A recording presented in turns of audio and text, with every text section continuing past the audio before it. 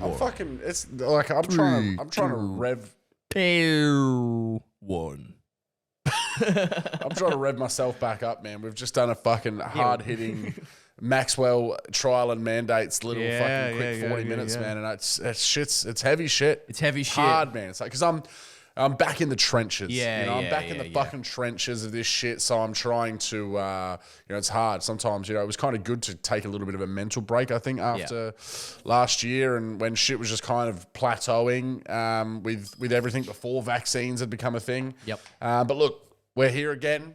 We're here, everyone, by popular fucking demand. Yeah, people were loving the last UFO one, and this time around, we're going from heavy mode in the last thing when we're talking about Maxwell and the mandates, and now we're going into esoteric mode. Our brains are gonna go. And if we could have an alien invasion right now, just to shake that would things be fucking up, like sick. if you're listening to us, because you can hear our thoughts. Please just come down. Look, now. if you're from the Zeta Reticuli and you're looking down right now and you're like, look, these fucking monkeys really need help. Nothing would unite us. Nothing would unite us more than a fuck. Like, blow some shit up. I don't really care. Shit's already fucked, right? Yeah. Hit the Statue of Liberty. I don't give a fuck. Yeah, just blow some shit up, and then all of a sudden it's humans versus you guys. Yeah, and everyone forgets about the pandemic. Yeah. And then after we realise we misunderstood you and you're actually here, we're all friends. We're all friends, and you're around here like having a bevy, going, yo, your vodka's wicked here and shit like that. Like that'd be dope. And then you tell us that you banged monkeys, fucking like however many fucking centuries ago, and that's how we developed, and just so we're like ends fucking that whole thing as well. Religion, like secular religion shit, doesn't really cause any more wars, and shit's just like shit's just a bit like shit just chills out a little bit, you know. But we're gonna dip our balls into that ancient astronaut theory a bit later on. But for now, where are we starting, my friend? Where are we journeying to? We're gonna hop into the and fucking take off. Bro, I don't know how you're firing on all cylinders right now, bro. You're impressing me. I'm enjoying it. But we're going to start. We touched a little bit on Bob Lazar last time, and I think that's the main thing we want to kick into this time, because we talked a lot about the origin of Area 51 and Operation Paperclip and things like that. In the last one, that kind of gives you where the whole start of, humans, we dug into the history a bit, didn't we? The history. Yeah. Whereas this is more just one of the most, I guess, what's the word I'm looking for here? Like, not confirmed, like convincing cases of someone, working in that industry and giving some pretty compelling information. So there's a great documentary on YouTube called UFOs, Area 51 and Bob Lazar, something like that. He does a good podcast with Joe Rogan. That one's absolutely fantastic. So to give you a bit of, I guess, if you're thinking I've never heard of Bob Lazar ever in my fucking life, I'll give you a bit of a give us a bit of a breakdown, historical rundown. Robert Scott Lazar, born January 26, 1959, is an American, they say conspiracy theorist, but obviously we know what that actually means, who claims to have been hired in the late 1980s to reverse engineer extraterrestrial technology in what is described as a secret site called S4. Now, Lazar alleges that subsidiary installation is located several kilometers south of the United States Air Force facility, popularly known as Area 51. Lazar claims that he examined alien craft that ran on an antimatter reactor powered by element 115. Now, remember that. Element 115 is a big part of this. We're going to come back and talk a lot more about that in a second, which at the time had not been synthesized. So remember that. He also claims to have read US government briefing documents that described alien involvement in human affairs over the past 10,000 years. Lazar's claims resulted in bringing added public attention to Area 51 and fueling theory surrounding its classified activities. But don't get it confused. This is where people do get confused, which is fair enough. Area 51 and S4 are different. Yes, correct. Yep. So this is a different base altogether. So in May 1989, he appeared on an interview with investigative reporter George Knapp on Las Vegas TV under the pseudonym Dennis. Now, a bit of a pretense to this is in the story that he tells. The reason that he ended up going and doing this interview was that the company that he was working for, S4, wiretapped his house, his phone and everything, found that his wife was having an affair on him. Yeah, that's right. The whole wife situation. And then tried to get rid of him. and try to shut him up and get rid of him all in this because big they thing, thought because that whole they thing would thought- fritz him out, and then he would go and all emotional and shit, tell somebody what the fuck's going on. Yeah, be a liability. Yeah. So he ended up going, well, fuck it. That's obviously what you don't want me to do. So this is going to be my insurance policy. Yep. So in 1989, he goes to this investigative reporter, George Knapp, one of the old, original, actual fucking investigative journalists, under the pseudonym Dennis, with his face hidden, and discusses his purported employment at S4.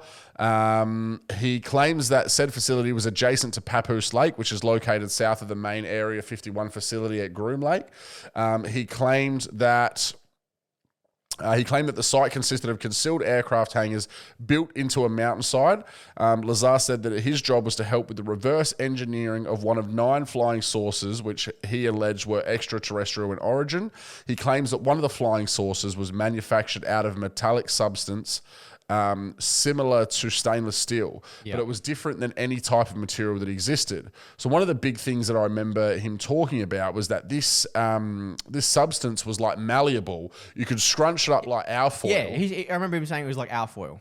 Yeah. But when you exerted large force on it, wouldn't move. Yeah. Now, there's something that's been created recently that we talked about. That, what is that shit called? You've talked about it as well, where it's like that like squishy.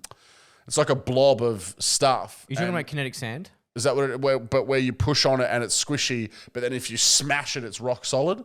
There's like a goo that they've created. Oh, fuck. So there's like a certain goo that's been created, and that it's goo in your hands or whatever. But then if you put the goo down and sit it there and then hit it with a hammer, it doesn't move. Doesn't do anything. Because the more force that you exert on it, the more that it resists, which is like, again, that's only a discovery that we're starting to get into in 2021. Yep. He's talking about this in the 1980s, saying that this stuff was like this metal substance you could scrunch up, but then you could pull out and it would completely reform to its shape.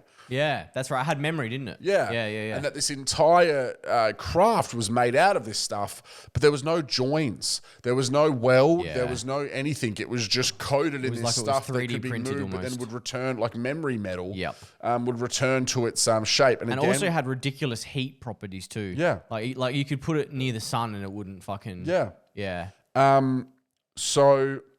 So his job was obviously to work on the propulsion system and trying to reverse engineer it. So coming back to this Element 115, so in 2014, Lazar was interviewed by George Knapp, so again, this is another 25 years later, where they discussed Element 115 or Unimpendium or Moscovium are the two names that it's come under, where Lazar dismissed early findings surrounding Element 115, stating that it was confident that further testing will produce an isotope from the element which will match his initial description. They made just a few atoms. So it's really unstable. That's what I know about it. Yeah, so basically, when he observed this Element 115 and talked about it in the 80s, he was saying that this element that hadn't been discovered was used as the fuel and it was completely stable and it was unlimited, right? So looking at, where's the thing that I wrote before?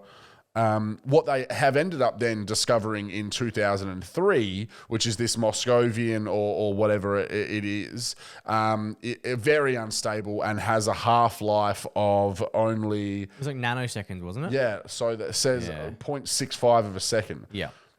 So they say Moscovium is a synthetic chemical element with a symbol MC and the atomic number 115 and was first synthesized in 2003 by a joint team of Russian and American scientists at the Joint Institute for Nuclear Research. Is an extremely radioactive element. Its most stable known isotope, Moscovium 290, has a half-life, which is like basically either the unstable atoms undergo radioactive decay down to it not existing, or how long the stable atoms survive, of only 0.65 of a second. But he's saying in the 80s that he witnessed this fuel being used as a power source that was completely stable and infinite, that was used to power these ships. Do you know what that very well could have been? Because that these non-terrestrials, right, in this ship, they probably would have had anti-gravitic technology, right? So I assume what might be causing this element to be unstable is the pressure of gravity, right? It could be. I'm just throwing out theories right now. Well, I think that they said though is that this this fuel source that was created by this element 115 created that. Oh, that created the anti-gravitic. Yeah. Right, so he saw this propulsion system, and he saw that it was this small box or whatever it was in the center of this very small ship. Yep. That couldn't have had anyone human size in it, which is another big piece of the puzzle. And that when activated with this element that was completely stable and didn't deteriorate or burn out, created this anti-gravitic field in like a heart shape around the ship that allowed it to move like unlike anything that we have witnessed here. Yeah. So it says, let me find the thing.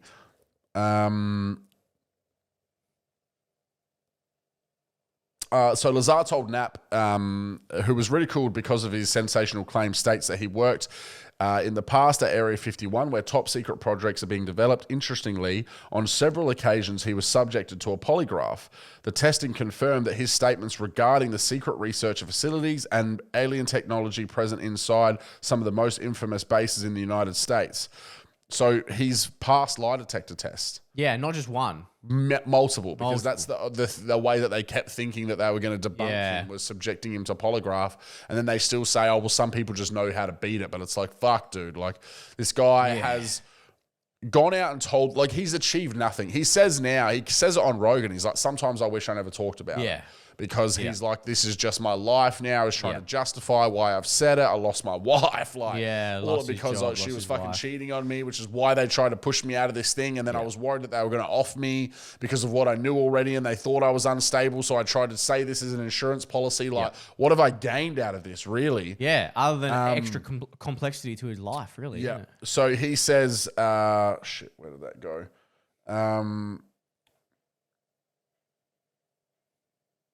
Yeah, so the testing confirmed his statements regarding the secret research facilities and alien technology present inside. According to Lazar, the so-called UFOs were not built by humans. The cabins inside of the craft were extremely small that only a child could fit into. And Lazar claims that these flying saucers were built and piloted by extraterrestrial beings. Mysteriously, it seems as if the UFOs were made out of one single piece. They did not have a welding point and were made from material unknown on Earth. Yeah. In addition to element 115, scientists introduced 113, 117, and 118. But interestingly, all of these four elements are super heavy, lab-made, and very radioactive. Yeah.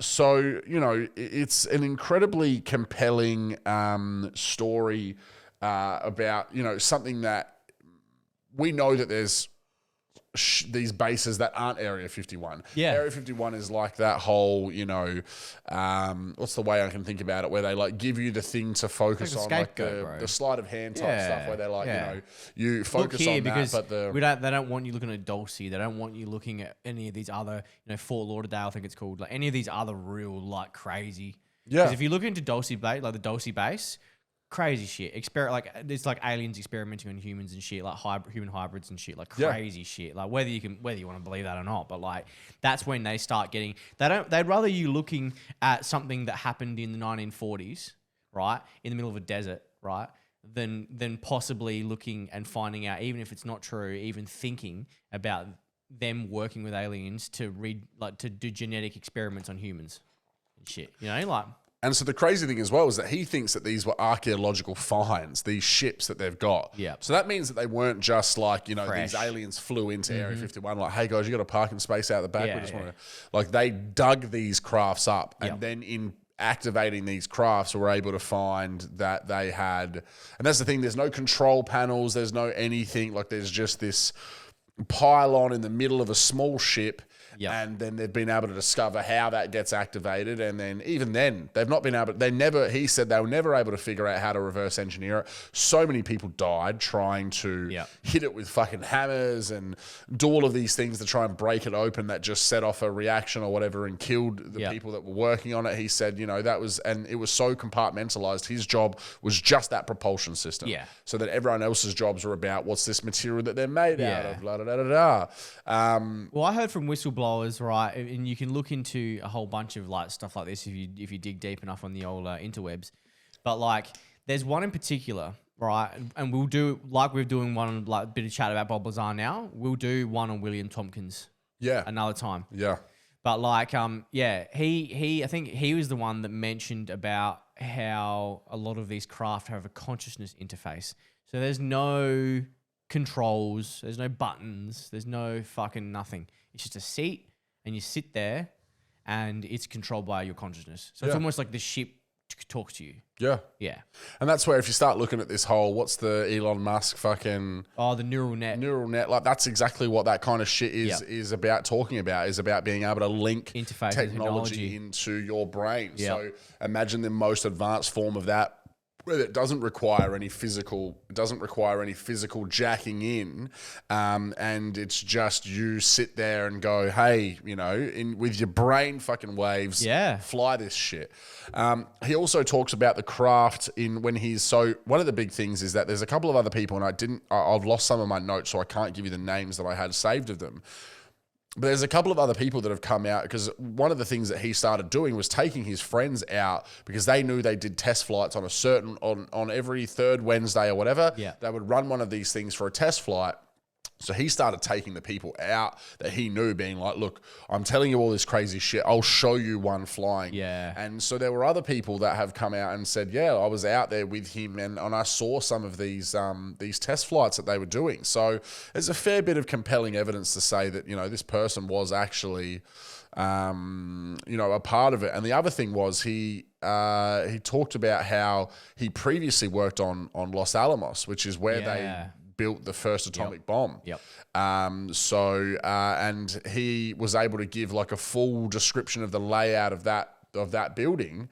And when they're saying, but he was never credited as working there. But again, he was there working on black budget. And he said in an interview, he was like, I don't actually want to tell you what I was working on there, because it's fucking putrid. Like he said, it's horrible what I was doing there. Yeah. That's why I was off the books. Yeah. But I can tell you the ins and outs of that fucking building. And then apparently that was verified at some point as well. What he said about what was there at Los Alamos was correct. Yep. So, you know, there's a fair bit of credible. Again, he's done a very fucking good job passing polygraphs and convincing a lot of people that there's something there. Yeah. And again, you know, if we observe what we observe of this fucking crazy universe, and we observe what people are saying about the infinite number of possibilities that exist, it's not far-fetched and crazy to think that this shit that he's talking about is there, and probably way more than that, you know? Oh, yeah. And how far, this was from the 80s before he lost his job. How far along we are now? Yeah, well, you think about this kind of stuff, and think about that, like, when we were kids, think about that like,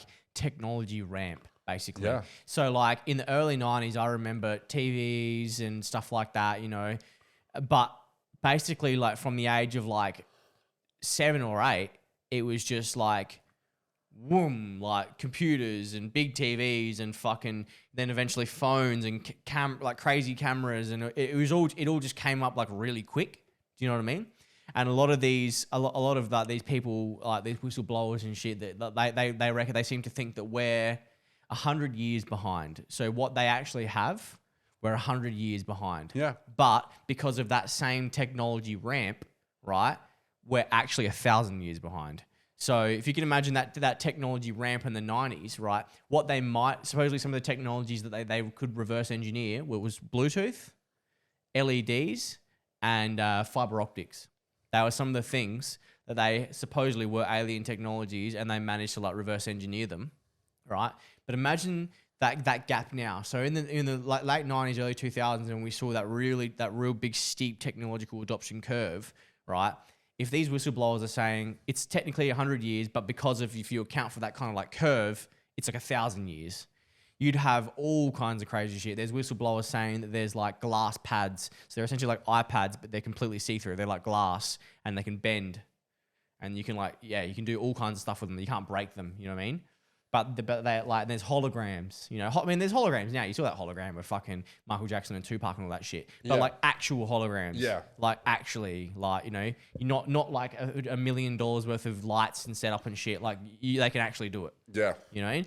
So, and that's the shit that we can comprehend. Imagine the shit that we can't even comprehend because we have no basis for it. Yeah, well, that's right. Yeah, you can only like, well, that's what they say about, you know, you look at all the old sci-fi from the 80s, you know, all of the weird things that they came up with were only what they could possibly conceive as possible. Think then, of, yeah. you know.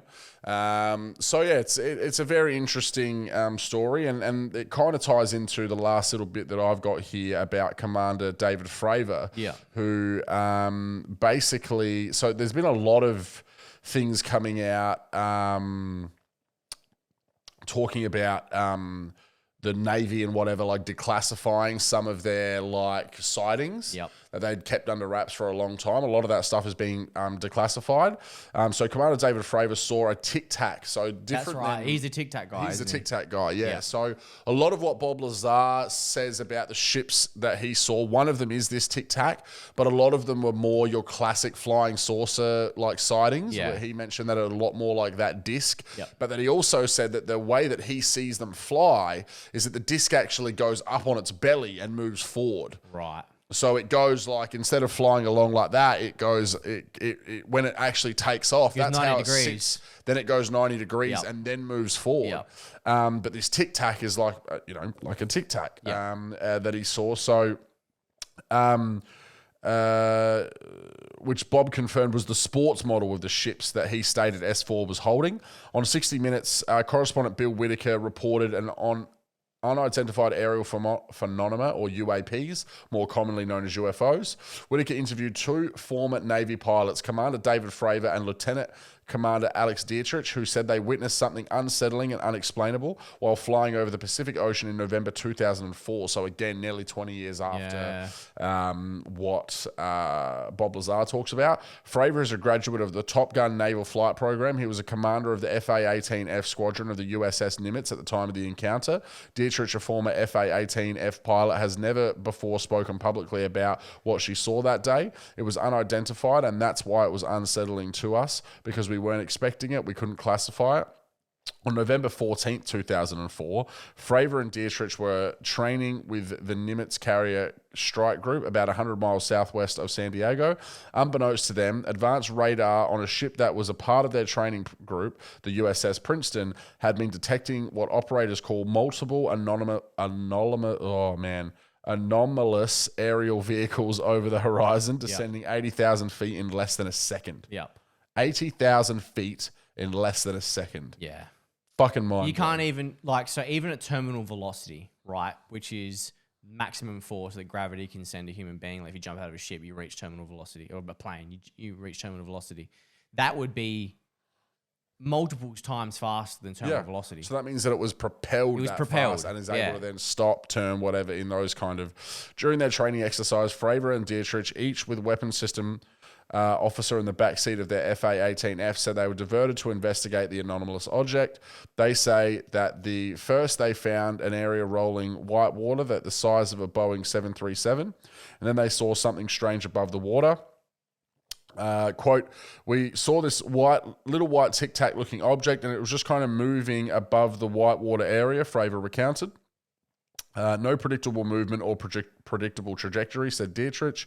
As Dietrich circled above, Fravor went down for a closer look. He said that the object was about the size of an FA-18F with no markings, no wings, and no exhaust, no plumes. And that's another thing coming back to Bob Lazar, he talks about as well. Like, that's what's crazy about that Element 115 or whatever, it doesn't have a heat signature. It doesn't give off any heat. These ships, when they're operating, doesn't have heat, plumes, anything that we know to be common with a combustion engine. Even the electric ones that we've got today have noise, have heat or whatever in order to operate. This has none of that, and which makes it so mind-blowing. As soon as Fravor tried to cut off the UAP, it accelerated so quickly that it seemed to disappear. He recalled seconds later, the USS Princeton reacquired the UAP on its radar. It was approximately 60 miles away. So imagine 60 miles in seconds. That speed, like, people can't comprehend how fucking fast that is, Later, another flight crew's targeting camera locked onto what it believed was the same UAP before it zipped off again, though the camera did manage to capture infrared video of something. Fravor and Dietrich learned from the controllers on the USS Princeton that they had been tracking similar anomalous objects for days, yet Dietrich and Fravor said they had not been informed. When Fravor and Dietrich encountered the UAP, they were unarmed. I felt vulnerability of not having anything to defend ourselves, said Dietrich, and then I felt confused when it disappeared. Fravor and Dietrich said that they both endured ribbing and harassment from fellow crew members about their sighting, and while they debriefed the encounter, as far as they know, there has not been any official investigation. Yeah, yeah. So that's kind of two of the biggest examples that are known from, again, and that one, is crazy because, if you think about, this Bob Lazar guy, maybe he's a crazy whatever, but this is a very high-ranking FA-18 Navy pilot and commander. And to be a pilot, you need to be a fucking top, notch, and then to be a commander, you need to be the smartest of the smart, essentially, because you don't just nobody in society just gets to fly an F-18. You need to fucking work for it, right? Yeah. And then just to be the commander of a fucking squadron or whatever he was a commander of, bro, you need to be the best of the best. And then the biggest thing out of that is, it just mentions that they had actually been sighting that days earlier and no one said anything to them. And B, that's how much of this shit is just being swept under the fucking rug. Yeah. Like anything. So it's like all the shit we talk about. You know, if there's a reason that they don't want this shit to come out, then they will fucking squash it as quickly as possible. Yeah, that's it. Now we're starting to see more of these sightings and whatever come out, and they're all from 20 years ago as well. Yeah. So what's been happening in the last 20 years that we're not going to see for another fucking 20 years? Well, yeah, that's it, man. With smartphones are just getting smarter and cameras are just getting better. Yeah. And if you can go on there's even local Australian ones, like UFO Hunters Australia, I think I'm part of in that group. And there's fucking footage all the time, man. And it's crazy. Some of the lights in the sky that move and data is crazy. I saw one literally last week or even a couple of days ago, and it was like a line of basically lights going through the sky, moving really quickly, and there's nothing natural about that. I saw something hell weird out the front of the cranker, and I was there with Rudes and everyone, and they were just laughing at me, but no one could explain what it was. Yeah. There was just this massive, bright light in 3 sections of the sky in a triangle. Yeah. And it made no sense. It was cloudy, but they were so bright through the clouds, and no one could explain what the fuck it could have been. Yeah.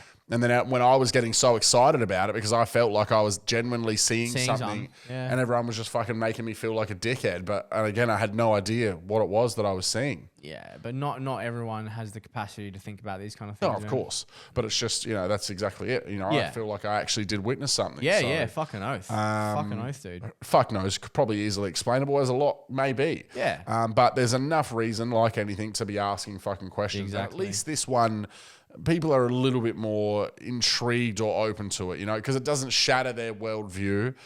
Like when we talk about other conspiracies where they have to get on board with how fucked the government is to believe in some of the shit we talk about. People can see why they would hide this stuff, so it's it's cool to and it doesn't trigger their cognitive dissonance. Yeah, like the Channel 9 News telling you fucking the whatever's are fine or whatever's working, just believe us, right? They UFOs aren't like that. Channel 9 aren't out there telling you that fucking you got to believe this about aliens. So it doesn't trigger their it makes them feel like when you tell them about the other stuff, it makes them feel stupid because how could they not know? Because it goes against the narrative. It goes against the narrative. There is no real narrative except for they've kind of said, there's been some weird stuff that happened over the years, but no real concrete evidence. But that's all they ever say instead of being like, no, there's not, and then we're saying, yeah, there fucking is, where then it creates that division. Yeah.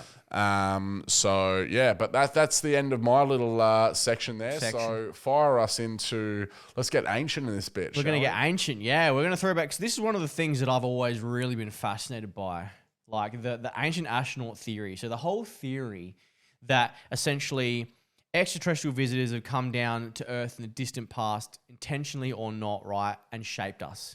And have shaped human history and have given us agriculture and have given us society and given us laws and given us technology and whatnot. So it's really interesting. So what interests me the most about it is quite often a lot of these people, how they're forming these research and stuff like that about it. There's Eric von Daniken, who, while not forming the theory solely on his own research, is seen as responsible as dragging it into the mainstream in 1968 with the book Chariots of the Gods, right? So this is quite often something that is also not really touched on too much, but it fascinates me about the historical evidence and how the ancient carvings and stuff like that in completely removed places of the world. Back in the day, you couldn't get on a plane and fly to Africa if you were in Asia. whatever. You couldn't fly to Australia, you know? Couldn't fly anywhere. So I've got a few things here talking about it. So we'll go through it, right? So in the Chariots of Gods by von Daniken, he would argue that many ancient texts, legends, religious writings, and even creation myths all pointed to some kind of alien intervention with humanity at some stage in the distant past. So that's, you know what I mean? He would argue that, and it's basically saying like one would suspect that there's depictions of like ancient gods and deities that look so familiar as like modern astronauts in a lot of these like, you know, carvings in the caves and shit like that, and these books and shit. But what really got me interested in this particular article here, and like I've read into a fair few times, was about Zachariah Sitchin. This is a guy who's translated a cuneiform on the Sumerian clay tablets discovered in the 1920s, which is now modern-day Iraq. So this kind of goes into the Anunnaki kind of like thing. Have you heard about the Anunnaki thing before? Yeah, so it says here, the Sitchin's apparent translations of the cuneiform Sumerian clay tablets discovered in the 1920s is what now modern-day Iraq and was thousands of years ago the heart of the Sumerian Empire. In that accounts apparently speak of happenings that took place on Earth almost 500,000 years ago. This, of course, would certainly go against the accepted timeline of civilizations from mainstream historians. Yeah. So that, and then that also digs into a little bit like the whole theory of evolution, then, doesn't it? Because if they have these carvings, and there's like a little image here as well with what these Anunnakis would have looked like. You know, they've got wings and they look a little bit like lizards, actually. Who is it? David. Who's the guy I'm thinking of? David. You talking about David Wilcock? No, the other guy, the British guy. British guy. Oh, David Icke. Yeah. Yeah. So he is one of the very big original proponents of the whole Anunnaki theory. It's a lot of what he has done extensive research on. He talks a lot more about modern shit now and agrees with a lot of what we talk about with Rona and you go back to his videos from a couple of years ago, he was talking about all this shit, bro. Yeah. But a lot of people listen to him and they're like, they ridicule him and like, oh, fucking lizards, bro. Oh, fucking lizards, bro. Oh, lizards. What do you mean they're shape-shifting lizards? Yeah. And so I understand. That's fairly fucking far out. You know what I mean? But like, you look at a lot of this stuff here, and the reptilian, we've even got a part of our brain that's reptilian, bro. Yeah. Do you know what I mean? It's not like it's super like far-fetched. Far-fetched. Like it is, but it's not at the same time, right? So it says here, Sitchin would claim that a race of aliens called the Anunnaki came to Earth from a roving planet named Nibiru with an orbit that brings it into our solar system every 3,600 years. So I saw a diagram of this a couple of years ago when I was like really getting balls deep into this shit, learning about it. Because I was going through like a phase where I was like, I wanted to learn about like human consciousness, and then like this kind of like ties into it as well. It all ties into each other, as you know, but like I saw a little diagram, and if you can imagine like the sun in the middle, and then like you've got your standard planets, you know, fucking cruising around the sun, or whatever way, like, you know, but then Nibiru kind of goes like this. So it comes like all the way out on a weird angle, and then like comes around and then goes really close to the sun, and comes all the way back out on this weird angle. You know what I mean? Like it's not like more circular where the other ones are. It's more like an oblong. Yeah. Yeah. So that's why they're saying here, if this Nibiru or Planet X, it's also called, comes into our solar system or near the sun, or every 3,600 years, then it's probably not too crazy to think that if there was a civilization on this planet, when it did come close to these other planets, they might have had technology to leave that planet and go and be like, hey, look, the fucking Earth's just over there. Let's go see what's on there. And the whole thing is like they must have come here. The last close passing of Nibiru, it says here, was 556 BC.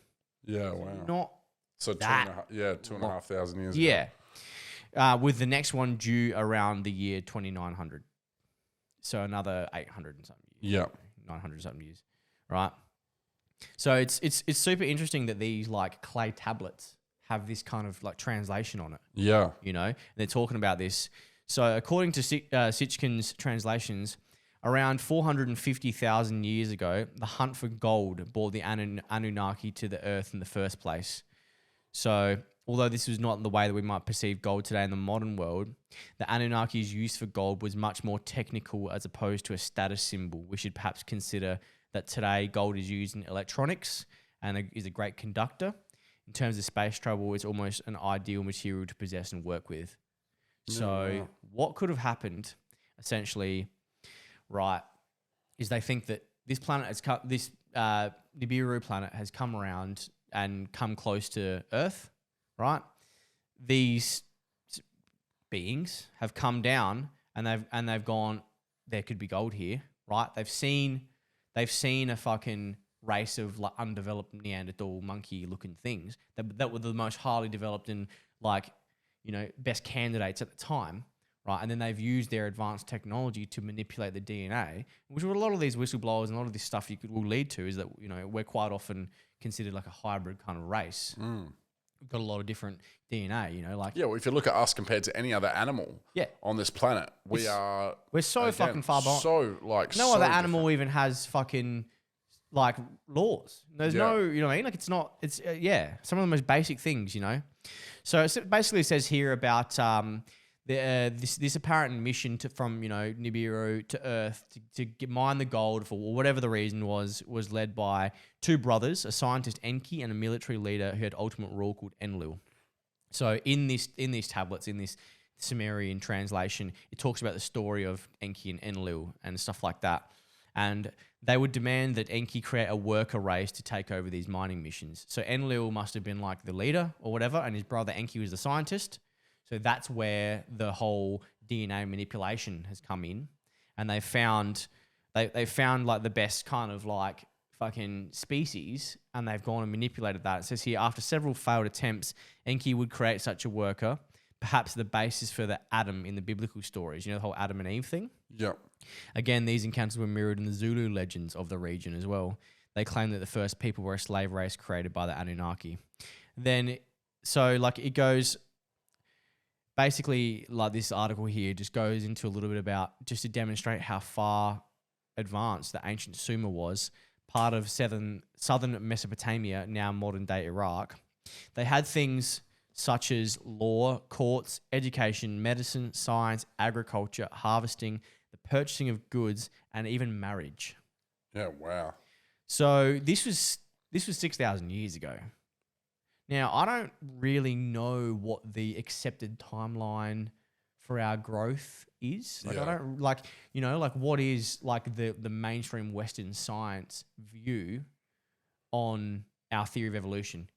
Let's say, don't they say like millions of years or something, isn't it? Yeah, I don't actually know, right? Yeah. But at what point? If you're listening to this, and don't they say like comment, a fish comment comes to let out us know. of the fucking sea and then... Yeah, so they said the fish comes out of the sea and then it turns into a reptile, and then the reptile turns into a mammal, and then the mammal turns into a monkey, and then the monkey turns to us, I guess. Yeah. You know? Right? But like 6,000 years ago,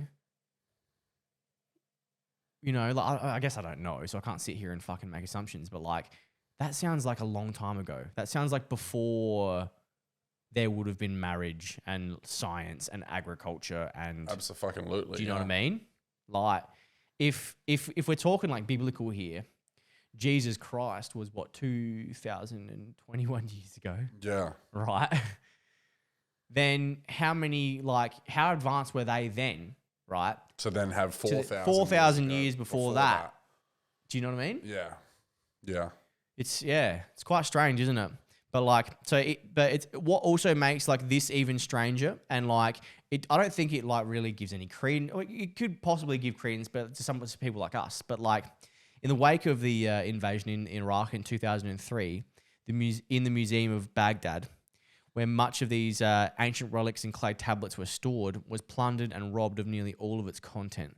While some of the relics were undoubtedly taken by looters who would scavenge anything they could get their hands on, much of it seemed to have been whisked away by an organised military presence. Now, there's the whole theory about the 9/11 attacks to justify the invasion on the Middle East. Like I think in one of our earlier conspiratoriums, we were talking about the oil and the poppy fields and the... It very well could have been... Central bank. Yep. Yeah, it very well could have been that a part of this larger scheme, because everything connects to each other. You know, people got to understand that everything connects.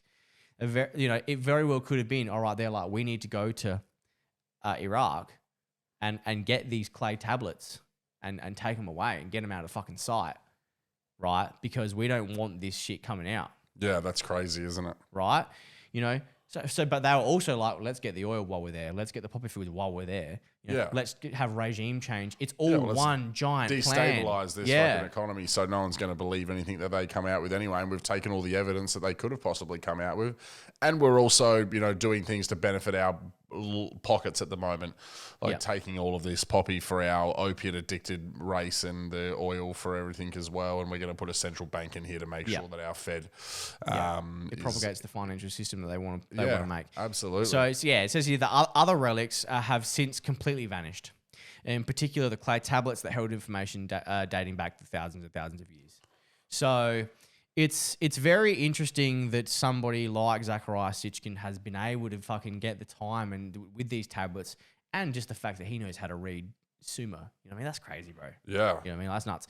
But like, he's pieced together what he can from these things, and it's telling this story about this race. But it's not only that. It also ties in with other things that like aren't related to that as well. So like what's just as interesting is saying is like the Bible, the biblical verses speak of the Watchers as well. First of all, if we assume the Watchers were Anunnaki who were to watch over the humans as they mine gold, this is the excerpt from the book of Genesis. When human beings began to increase in number on earth and daughters were born to them, the sons of God saw that the daughters of humans were beautiful and they married any of them they choose. Very interesting that in this so-called holy book, Genesis or whatever, that they're saying that the son of gods saw the daughters as beautiful, would marry them as they choose. Why the plural of gods is what's very interesting. Yeah, exactly. And like the sons of God, you know, like, and it's just like, that then assumes that the person who's written this is a human being, and then there's something else. Yeah. Right? And the fact that it says the sons of gods, then that would then assume like Enki and Enlil. Yeah. Too. Do you know what I mean?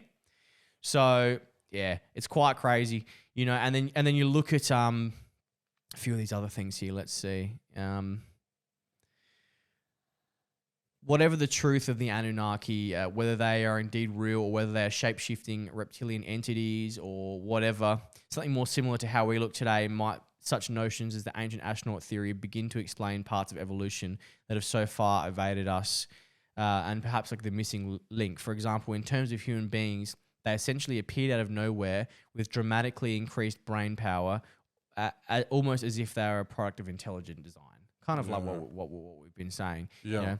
As silly as it might sound to some, the fact is we do not see dogs or horses or dolphins or anything else building huge structures, organized societies, not to mention the advancements that have swept through humanity in the second half of the 20th century. You know, so yeah, so it's saying here, of course, whether it's Eric von Daniken with his Chariots of Fire, whatever the fucking book's called, we were just saying, Zecharia Sitchin, or any of a number of these researchers, many believe to be undeniable clues of some otherworldly intervention on our planet, are that many precise and accurately aligned megalithic monuments and site complexities found across the globe. For example, explored many of the spaceport-type ruins of the ancient Mayan world, complete with their creation legends that would be very well described such alien intervention. Similarly, many of the legends of the Native American tribes of North America continent speak of teachers who came down from above and started their civilizations. They have also explored on several occasions such connections to the legends of ancient Egypt, whose rituals, bizarrely enough, appear to come up in many secretive activities of the so-called Illuminati themselves, with connections to apparent shape-shifting reptilians, who may or may not be the Anunnaki of ancient times. So the whole bloodline, this ties back to the bloodline thing, what a lot of people are piecing together with these secret societies that run the world, which is inevitable at this point. We know there's something going on. You know what I mean? I think what a lot is going on in terms of this bloodline thing is these people, right, these Illuminati people that run the world, they might have the bloodline of these people, whereas we might not. I've heard a theory as well is that there's like a couple of different races of them. So there's like a good, and again, I should have done my research more into this, but there's like of the Anunnaki, there's like a few different kinds. They're sort of like different in their appearance or whatever. It doesn't say it in this here, but what I remember from researching it in the past is what happened in that story was Enki and Enlil ended up having a fight and splitting. Yeah.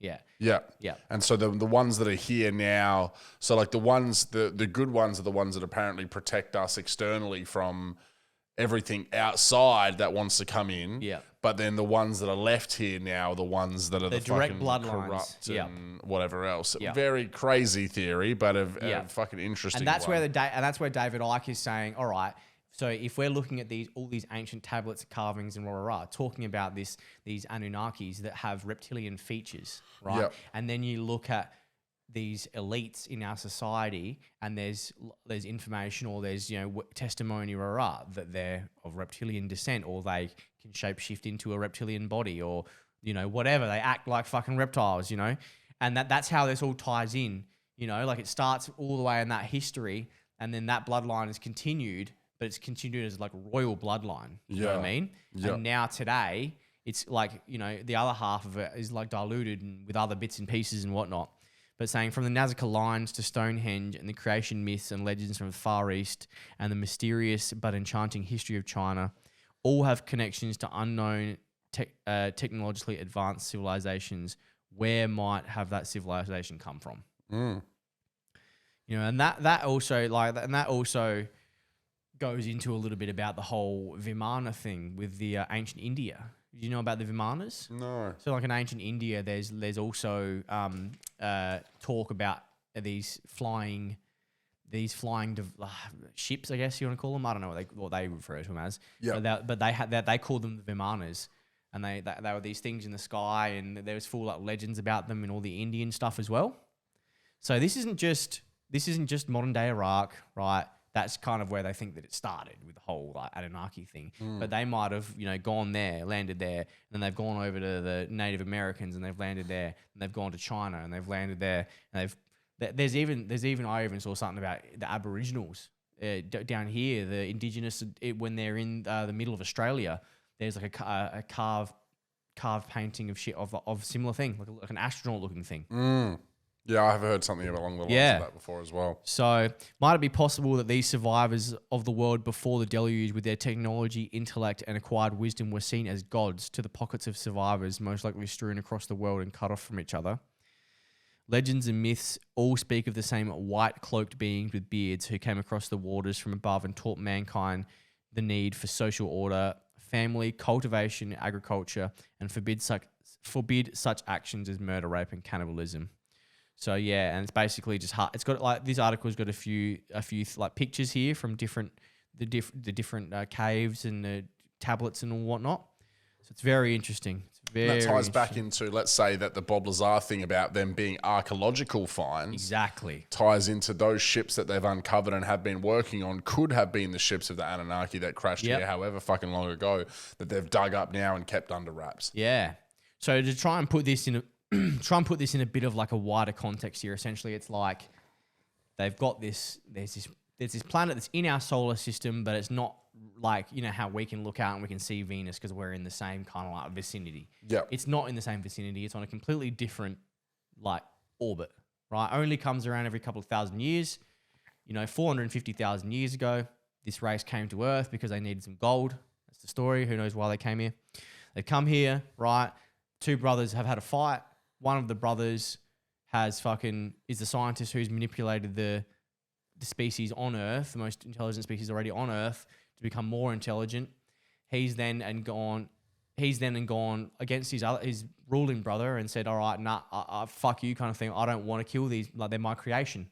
I don't want to kill them. They're innocent. You know what I mean? He's then gone and put his direct DNA into us, right? And and mated with us and with the females and whatever, and then that's created this royal bloodline, right? That would still have the Rh negative blood, right? Which is Rh negative is like the most like rarest blood type you can have. Yeah, like basically like the bloodline. Do you know what I mean? Yeah. Yeah, so that's then carried on all these thousands of years, and these people in the Illuminati or in these secret societies think that because their bloodline is royal, they own the earth and they own everything on it. Yeah. And that's why there's a big struggle today about, well, why are you killing us? Why are you stealing kids? Why are you doing this? Why are you know what I mean? Like that's, so all of this is just one giant big fucking story and picture that just like you as you go through, you kind of piece it together and like you realize that there's nothing that's I don't really like believe in coincidences anymore. I mean, obviously your daily coincidences and shit like that. I don't believe in coincidences anymore, man. No. And Like that, look, again, that all sort of ties into, if you look at, what is the push of the elites and whatever else, which is, whether it's depopulation or complete control or, the many things that you've looked at where it's been like, the purity of fucking someone's blood or whatever, can all tie back to that kind of origin, which again, I mean, how can we say that a creator like God or whatever is any more reasonable than what we've just said as being our possible origins or evolution itself as well, you know? They're all pretty crazy. To say a fish comes out of the fucking sea and evolves into this is no different than saying that, that there were monkeys or whatever down here, because we know that the if you look at just the animal kingdom, that all makes sense. Yeah. But when you look at the animal kingdom versus us, that doesn't make sense at all. So it does stand to reason that that is very believable. There's been some fuckery with what seems to be the most intelligent, the opposable thumbs, the fucking, the brain power, and to turn them into the two fucking dickheads that are sitting here today talking about this shit with a fucking crazy electronical setup recording our face and our audio and whatever as we do it. Going to thousands of people on the other side of the world. Like, you know what I mean? It doesn't, like, it's just so... there's such a big, massive gap between... And again, you aren't really seeing other animals evolve that much in what we can document as their history. Yeah. There are some subtle changes or whatever, but normally they're but they're not building societies, bro. No, that's exactly right. Do you know what I mean? That's, at the end of the day, whether it's reptiles, whether it's fucking God's plan, whether it's just the theory of evolution, if you're a real strict into your science, whatever. Tell me how, right, monkeys still exist, right? Our direct ancestors still exist, and we're over here with the internet, bro. Yeah. Yeah. You know what I mean? Like, it's just... Like, tell me how there hasn't been some kind of fuckery. Yeah. It doesn't make sense, because if we've had the same amount of time to evolve as every other thing on the face of the earth, then how are we just like we're almost on like a completely different consciousness level to them, bro. Do you know what I mean? Like, it's just... Look at even just what we've been able to discover what our bodies can do compared to the... You know what I mean? Like, without, like, just...